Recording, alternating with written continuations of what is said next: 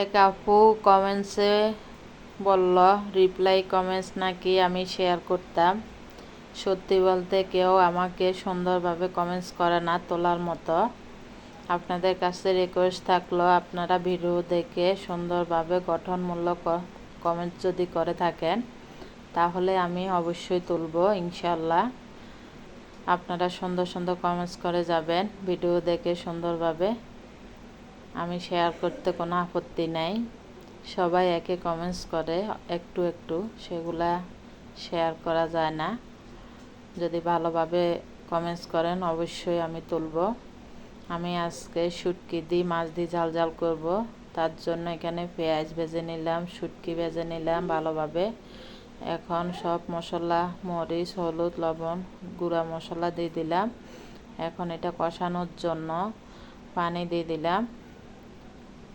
এখন ভালোভাবে মশলাটা কষিয়ে নিব।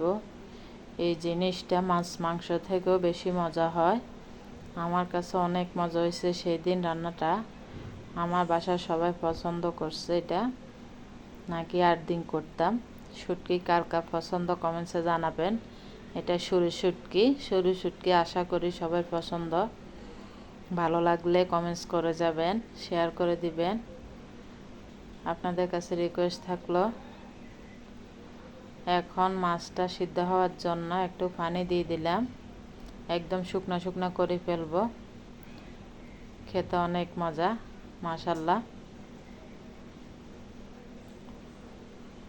এখন ফেসবুক মামা আমাকে বেশি কমেন্ট ব্লকে রাখে, কারো পরিবারে এত যেতে পারি না। এই যে মাশাআল্লাহ হয়ে গেছে, আমি ধনিয়া পাতা দিয়ে দিলাম। এখন নামিয়ে ফেলবো। গরম ভাতের সাথে খেতে অসাধারণ। বিকেলে নাস্তা সিঙ্গারা নিয়ে আসলো, ছোট ছোট সিঙ্গারা। এগুলা খেতে অনেক মজা। আমাদের বিকেলের নাস্তা একটা 5 টাকা করে, 5 টাকার দামে সিঙ্গারা। ভিডিওটি দেখার জন্য সবাইকে ধন্যবাদ।